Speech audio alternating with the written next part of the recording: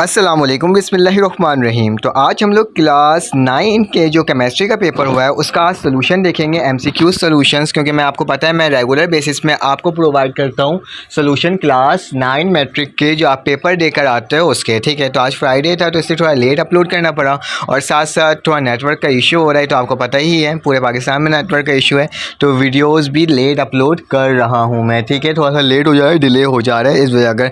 बस ये कहूँगा कि आप लोग लाइव सब्सक्राइब ज़रूर करिएगा ताकि आपको तमाम इन्फॉर्मेशन फ़ौरन जाए।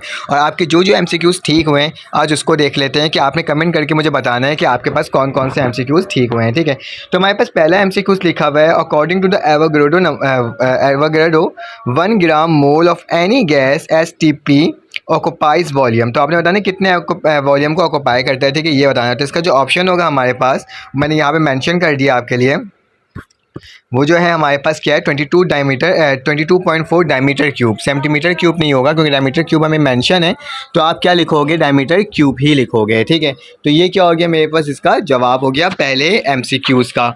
हमारे पास नेक्स्ट एमसीक्यूज़ आ जाएगा, dry cell produce the potential of. Dry cell जो होता है वो प्रोड्यूस करता है कितना पोटेंशियल, कितने वॉल्ट प्रोड्यूस करता है, आपने ये बताया। तो इसका जो आंसर होगा हमारे पास वो क्या होगा, 1.5 वॉल्ट। क्या होगा, 1.5 वॉल्ट हमारे पास इसका आंसर बिल्कुल करेक्ट होगा। नेक्स्ट एमसीक्यूज़ क्या है हमारे पास, नेक्स्ट एमसीक्यूज़ हमारे पास है कि leakage of the helium gas through gas balloon is an example of. Diffusion होता है, इफ्यूजन होता है, एवापोरेशन होता है या मोबेबिलिटी होता है। तो इसका जो आपके पास आंसर होगा करेक्ट होगा वो क्या होगा, हमारे पास इफ्यूजन होगा। क्या होगा, effusion is the correct answer question number 3 का। उसके बाद नेक्स्ट हमारे पास ऑप्शन है, उसको देख लेते हैं।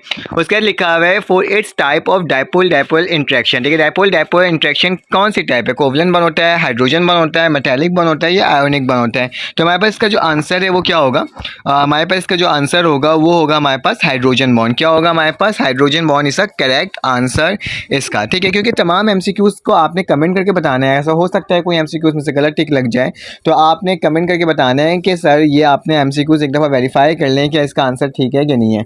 मैं क्या करता हूँ, मैं कोशिश पूरी करता हूँ कि मैं अपने तमाम एमसीक्यूज़ अपने बच्चों के लिए करेक्ट ही प्रोवाइड करता हूँ।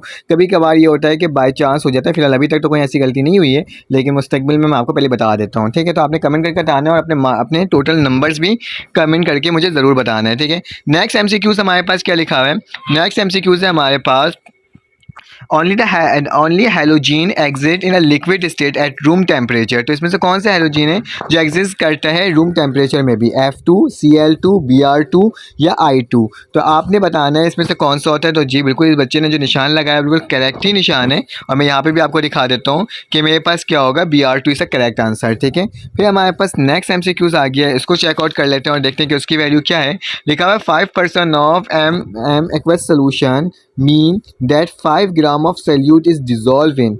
तो हमारे पास इसका आंसर क्या होगा, इसका आंसर जो है 90 ग्राम ऑफ वाटर है, 95 ग्राम ऑफ वाटर है, 100 ग्राम ऑफ वाटर है या 105 ग्राम ऑफ वाटर है। तो इसका जो एक्यूरेट आंसर है जो इस बच्चे ने लगाया बिल्कुल सही लगाया है कि 95 ग्राम ऑफ वाटर। क्या होगा हमारे पास, 95 gram of water is correct answer. ठीक है, ये तमाम चीज़ें जो मैंने आपको गैस पेपर में प्रोवाइड किया था, क्वेश्चंस वगैरह वो भी इसके अंदर बन करके आए हैं। ठीक है, तो मैं आपको सब दिखाऊंगा इसमें कि मेरे गैस पेपर से कौन कौन से क्वेश्चन आए।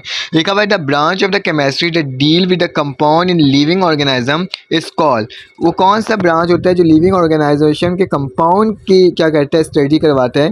तो एनालिटिकल केमिस्ट्री होता है, बायो केमिस्ट्री होता है, ऑर्गेनिक केमिस्ट्री होता है या फिजिकल केमिस्ट्री होता है। तो इस बच्चे ने लगाया बायो केमिस्ट्री और हमारे पास जो आंसर है वो भी क्या है, बायो केमिस्ट्री। बिल्कुल करेक्ट ऑप्शन है बायो केमिस्ट्री। उसके बाद नेक्स्ट चलते हैं, एमसीक्यूज नंबर 8 है हमारे पास, उसको चेकआउट कर लेते हैं।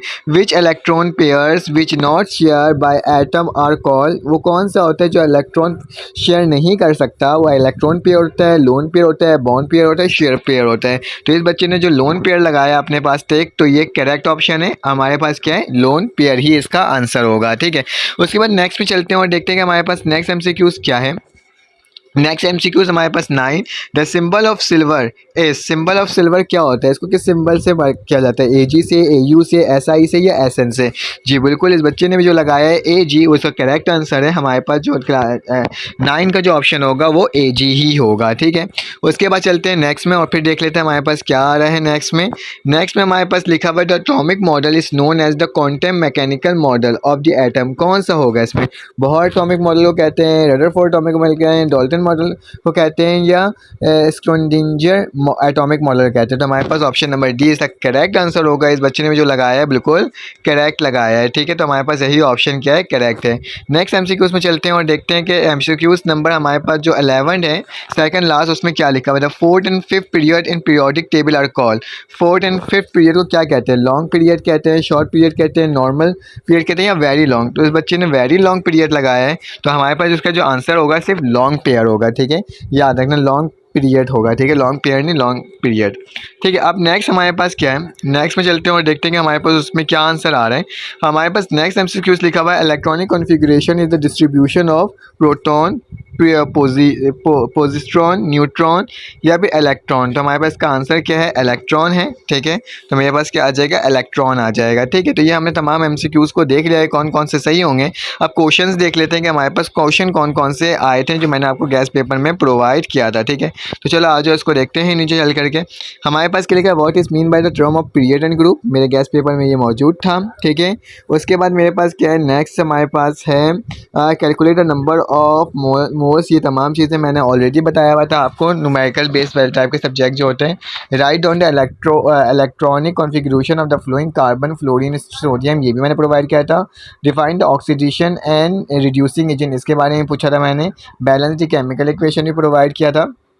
The pressure of the sample gas is 3 atm, ये तो न्यूमेरिकल्स है। ये लिखा हुआ है write down the three difference between amorphous and solid and crystalline solids, ये भी प्रोवाइड किया था।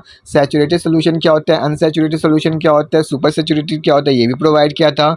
3 important characteristic of covalent bond, ये भी बताया था। और अगर आपको गैस पेपर चाहिए तो डिस्क्रिप्शन में लिंक मौजूद होगा, उससे भी देख सकते हो, ठीक है। न्यूमेरिकल्स को हटा दो। Write down the 3 molecule of cathode trades, ये भी बताया था। जस्टिफाई करना the compound, most ionic compound are found in the solid state, यही बताया था। Alkali metal form the cation easily, तो ये भी मैंने बताया। तकरीबन शॉर्ट में 90% मेरे क्वेश्चंस आए थे। लॉन्ग में देख लेते हैं। Explain the corrosion of the iron and describe any four method of the prevent, ये भी बताया था। Explain the importance of the glue and, ये नहीं बताया था मैंने।